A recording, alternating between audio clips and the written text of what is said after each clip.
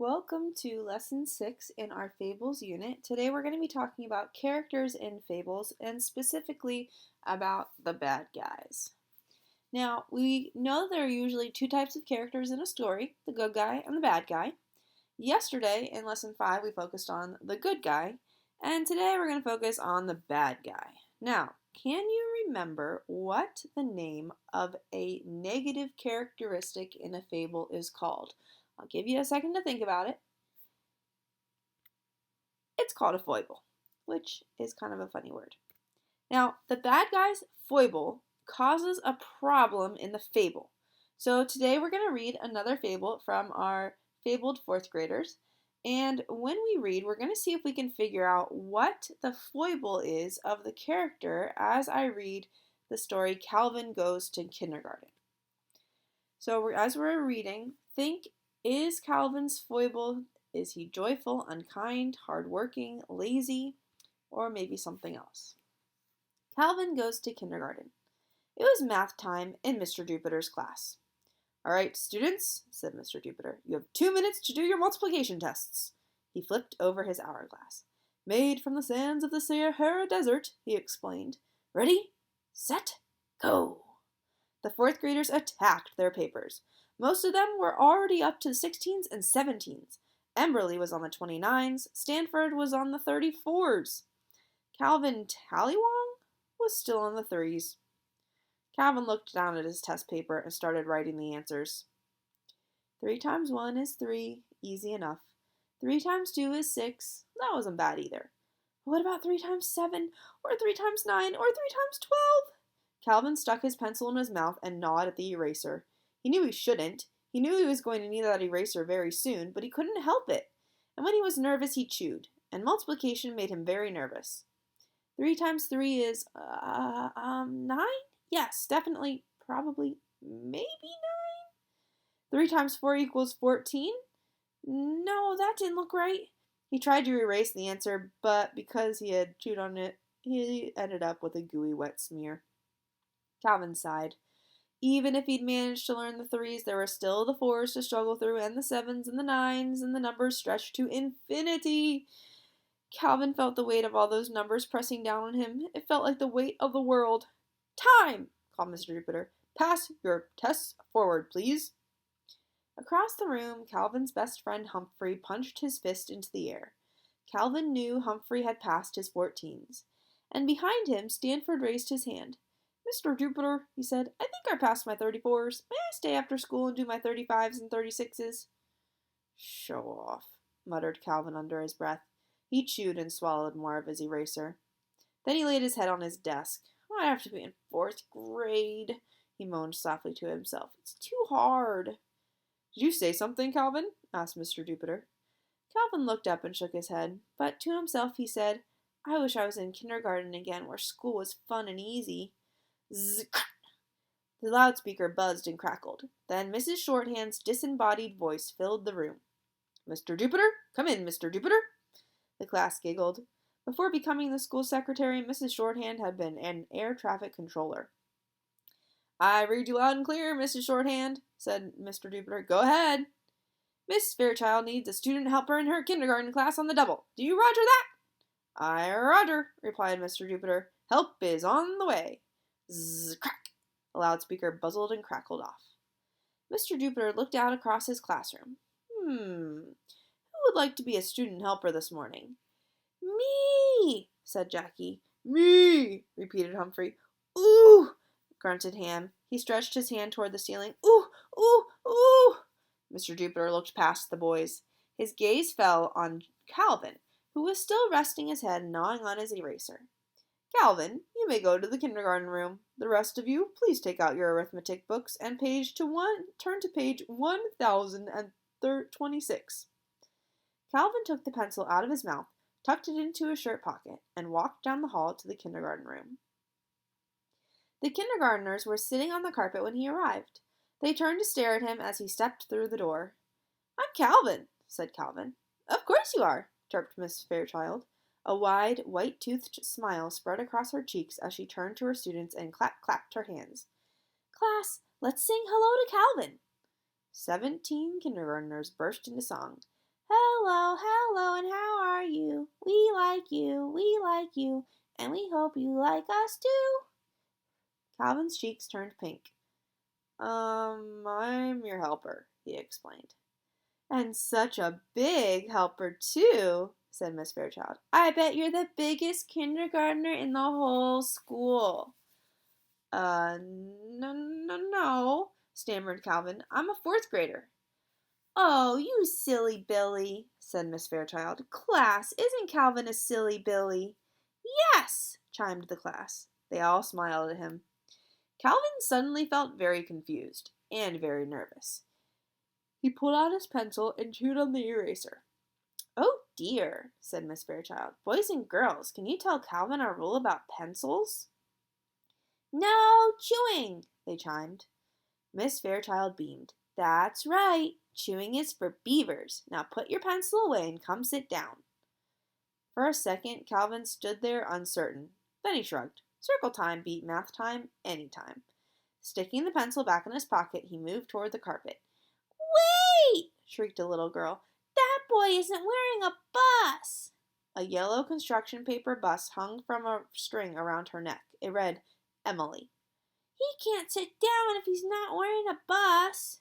Yeah, said a boy whose bus identified him as Mikey.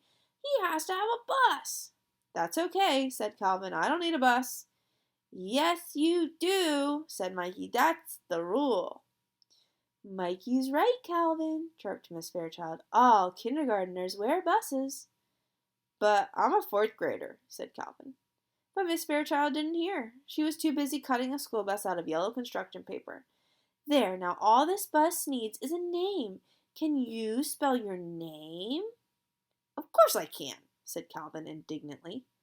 What letter does it start with? Asked Miss Fairchild. C, said Calvin. C? Exclaimed Miss Fairchild. What a wonderful letter! Class, can you make the sound of the letter C? Like a flock of crows, the kindergartners cried, Caw, caw, caw! Calvin felt his cheeks grow even hotter. Miss Fairchild clapped her hands. Very good, she gushed. She wrote a big letter C on Calvin's school bus, then asked, Do you know what letter comes next? Sound it out if you need to. A, answered Calvin. The next letter is A, followed by a letter L, and an E, a V, and an I, and an N. Calvin. Miss Fairchild beamed again. Did you hear that, class? Calvin has learned to spell his name. Let's give him 3 cheers. Ready? Hip, hip, hooray! Chimed the kindergartners. Hip, hip, hooray! Hip, hip, hooray! Multiplication tables, thought Calvin, were starting to look good. Miss Fairchild wrote the rest of Calvin's name on the bus, then tied a piece of yarn to it and draped it around his neck. Now you may sit, she said. He found a spot between a boy whose bus said Riley and a girl whose bus said Sydney. Miss Fairchild, whined Mikey, the new boy isn't using pretzel legs. He has to use pretzel legs. That's the rule. Mikey's right, Calvin, said Miss Fairchild. All kindergartners use pretzel legs. But I'm a fourth grader, Calvin said. Miss Fairchild didn't hear. She was too busy opening a big book and setting it up on the easel. So Calvin tucked up his legs and followed along as the class read Chicka Chicka Boom Boom. Calvin already knew that story, so it was easy. Next, they recited the days of the week. That was easy, too. Even math time was easy. 1 cookie plus 1 cookie equals how many cookies, class? Asked Miss Fairchild. The kindergartners were puzzled, but not Calvin. 2! He cried, 2 cookies. Very good, gushed Miss Fairchild. Calvin grinned. Math should always be this easy. School should always be this easy. Then Miss Fairchild clapped her hands. Boys and girls, let's end circle time with something special. The squirrel dance. 17 eager kindergartners leaped to their feet. Wrinkling their noses and wiggling their bottoms, they chanted, gray squirrel, swish your bushy tail. Gray squirrel, swish your bushy tail. Wrinkle up your little nose, hold a nut between your toes. Gray squirrel, squish your bushy tail. Suddenly, Mikey pointed an accusing finger. Miss Fairchild, Fairchild, he whined. Calvin didn't swish his bushy tail. He has to swish his bushy tail. That's the rule. All eyes fell on Calvin. But I'm too big to swish, said Calvin. I'm in 4th grade. Miss Fairchild didn't hear. In kindergarten, everyone swishes, she chirped. Come on, let's see your swish. Calvin shook his head. Like this, said Miss Fairchild. No, said Calvin. Don't be shy, coaxed Miss Fairchild. Just swish. Swish, whined Mikey. Swish, shrieked Emily. Swish, swish, swish, chimed the rest of the class. We're not leaving the carpet until you do, chirped Miss Fairchild. She smiled encouragingly. So Calvin gave in. I hope Humphrey never finds out about this, he thought as he wiggled his hips and wrinkled his nose and pretended to hold a nut. I hope he never knows I swished my bushy tail. Thinking about Humphrey made Calvin wonder what the rest of his class was doing. Were they reviewing the times tables, learning fractions, doing advanced calculus? Calvin was pretty sure they weren't reciting the days of the week or doing the squirrel dance. Maybe, thought Calvin, kindergarten's a little too easy. Maybe. But Miss Fairchild clapped, interrupting his thoughts. Snack time, she said. Everyone take a seat at the table. Snack time? All thoughts of 4th grade vanished as Calvin headed for the table. Avoiding the swish-demanding Mikey, he took a seat between a boy with a buzz cut whose school bus read Victor and a girl holding a beanbag platypus. Her school bus said Alicia. Victoria turned and stared at Calvin, so Calvin stared back. Victor turned and stared at Calvin, so Calvin stared back. Victor stuck a pudgy finger up his nostril, so Calvin looked away. Miss Fairchild sang out, Who wants a yummy cheese stick and a box of raisins? She passed out the snack. Victor took his finger out of his nose and stuck it into his box of raisins. I'm picking a winner, he announced, and pulled out a plump raisin. For one moment, he balanced it on the very tip of his nose finger, then pop! Both finger and raisin went into his mouth. Calvin shuddered. Here was something that never happened in 4th grade. Peck, peck, peck, peck.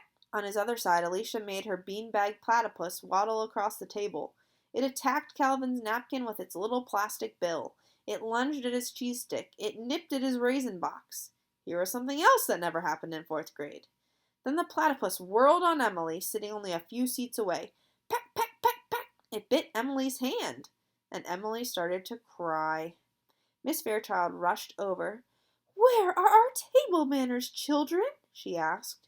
Victor, no picking. Picking is for chickens. Alicia, no pecking. Pecking is for woodpeckers. And Emily? She patted the sobbing girl's back. There. It is not a real bill. At the next table, Mikey leaped from his chair and started swishing again. But this time he wasn't doing the squirrel dance, he was doing the potty dance. Miss Fairchild, he whined, I have to go. I have to go bad. I have to. Uh-oh. Disgusted, Calvin watched as a puddle formed around Mikey's left shoe. Here was something else that definitely never happened in 4th grade. Mikey's lips trembled. His eyes grew as wet as his pants, and he started to cry. Emily joined him louder than before, and Victor stuck his finger back in his nose. Alicia's platypus pecked Sydney, and the girl sitting across from Calvin went berserk. I want to go home! I want my mommy! Mommy! Chanted the rest of the class. Next to Calvin, Victor calmly transferred his finger to the other nostril. Help! Thought Calvin. I'm trapped in kindergarten. He imagined the peace and tranquility of his 4th grade classroom, everyone sitting quietly at their desk, memorizing their multiplication tables. It was a beautiful thought. I wish I was in the 4th grade again, whispered Calvin. Zzz-crack! Miss Fairchild, come in, Miss Fairchild. Can you send Calvin Tallywong to the 4th grade, please? Over and out. Calvin did not hesitate. He ripped off his school bus and ran for the door, down the hall, toward his own classroom. He was ready to tackle the 3s, the 4s, the multiplication tables into infinity. Nothing was too hard, no siree. Excitedly, Calvin burst through the door, then skittered to a stop. What was going on? Why was the whole class standing and wrinkling their noses and wiggling their bottoms? Humphrey waved. Hey, Calvin, you're just in time. Look what Mr. Jupiter taught us. And as Calvin stood open-mouthed, his classmates chanted, gray squirrel, swish your bushy tail. The moral of the story is, be careful what you wish for, because it might come true. So if we think about what happened in this story, Calvin wasn't a bad guy in that he did something that was terrible or awful, but in this story, Calvin was not being very happy with where he was. He was not happy with being in fourth grade and the fact that he had to work hard and figure out his multiplication tables and do things that were difficult. He wanted to have things be easy, and he really just wanted to do things that would be really fun. And while having fun and doing things that are easy is not a bad thing, it doesn't really help you learn much if you're not doing anything that's a little bit difficult. So if we look at our four options for Calvin's foible, we know that Calvin was not acting joyful because that's not a negative character trait. And we also know that in this story, he wasn't really unkind to anyone, so that's probably not our best option. We also know that he wasn't working very hard because he wasn't figuring out his multiplication tables, and he was also hoping that everything would be easy. And so of our options, we can see that Calvin's foible was that he was being lazy, he didn't want to work hard, and he just wanted things to be easy. And he ended up having a conflict because when he went to kindergarten, he had to do all these things that he actually found out that even though it's easy, it's not super fun, especially when you're surrounded by little nose-picking kindergartners. And that is how we can figure out what the foible is of a character in our fable when they have a negative character trait.